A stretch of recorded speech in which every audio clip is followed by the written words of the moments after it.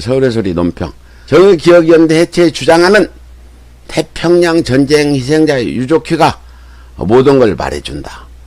윤미향 기자회견을 통해 본인에게 제기된 의혹들에 대한 해명에 나섰음에도 불구하고 연일 추구 세력들의 윤 의원에 대한 공세는 더욱 거세지고 있는 실정입니다.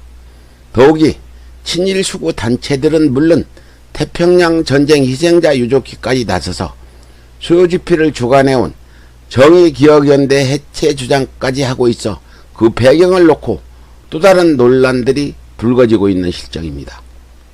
태평양 전쟁 희생자 유족회는 태평양 전쟁 당시 군인 노무자 여성 근로정신대 일본군 위안부 등으로 끌려간 피해자와 유가족들이 박정희 유신 독재 때 결성한 단체로 일본의 공식적인 사과보다는 먼저 경제적 보상을 해줘야 한다는 입장을 고수해왔기 때문에 일본의 사과와 배상을 강조해온 정의기억연대의 활동과는 목적 자체가 다른 단체였습니다.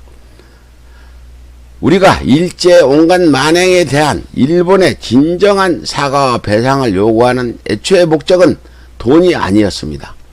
일본은 성노예 피해자를 매춘부라고 매도해 피해자들의 명예를 훼손했음은 물론 식민지 근대화론을 통해 침략의 역사를 삭제함으로써 미래에 또다시 한반도를 침략할 수 있는 명분을 쌓아왔습니다. 때문에 우리는 일제 만행에 대해 전 세계적인 차원에서 일본 정부의 공식적인 인정과 사과를 받아냄으로써 국제적으로 성노예 피해자들의 명예를 회복하는 한편 국제사회와의 연대를 통해 평화헌법 개정으로 한반도 재침략을 호시탐탐 노리고 있는 일본의 야욕을 미리 차단하고자 했던 것입니다. 그런데 뜬금없이 태평양 전쟁 희생자 유족까지 가세 일본 정부를 상대로 수십 년간 싸워온 정의기억연대의 해체를 주장하고 있는 것입니다. 더군다나 이 단체는 2011년 일제강제동원 피해자들을 상대로 보상을 받아주겠다며 무려 15억 원을 가로챈 사기 행각까지 벌려 관련자 수십 명이 유죄 판결을 받았는데 유족 대표인 양승인만은 무죄 판결을 받아 세간의 의혹을 사기까지 했었습니다.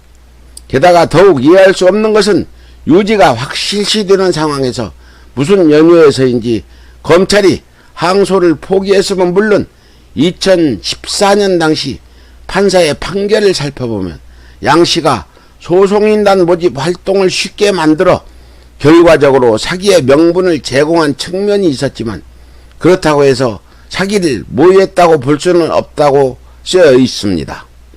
더군다나 양씨와 공모자들은 소송 대행 단체명을 처음에는 권익문제연구소로 시작해 전국권 소송단, 희생자유의 등으로 지속적으로 바꿔가며 지능적으로 피해자들의 돈을 받아 챙기는 기획적인 사기 행각을 벌이고는 대일본 소송은 아예 진행하지도 않은 악질적인 국제 사기범들이었다는 점에서 당시 검찰의 항소 포기와 판사의 이해할 수 없는 판결이 일제 강제징용 재판을 조작했던 양승태 사법농단의 일부가 아니었냐 하는 의혹을 지을 수가 없는 것입니다. 이처럼 이용수 할머니의 폭로에 이어 친일 수고단체들의 윤미향 의원 사퇴 강요 그리고 비리와 의혹으로 점철된 태평양 전쟁 희생자 유족회까지 그들이 주장하는 성노예 표현 삭제, 수요집회 중단, 정의기억연대 해체 등은 곧 지난 수십 년간 일본의 침략 역사 지우기 핵심 사업이었다는 점에서 본 윤미향 의원 의혹 폭로 사건은 한일 위안부 합의와 같이 사전에 치밀하게 기획된 국제적인 정치 공작일 수도 있다는 것입니다. 이에 여권을 비롯한 검찰 등 관계당국은 일제 강제징용 재판을 조작했던 양승태 사법농단 사건까지 거슬러 올라가 그 배우와 관련된 진실을 명확히 밝혀냄으로써 본 폭로 사태를 기획한 국제적인 정치 공작을 단칼에 분시해야 할 것입니다. 이상 서울의 소리 논평입니다.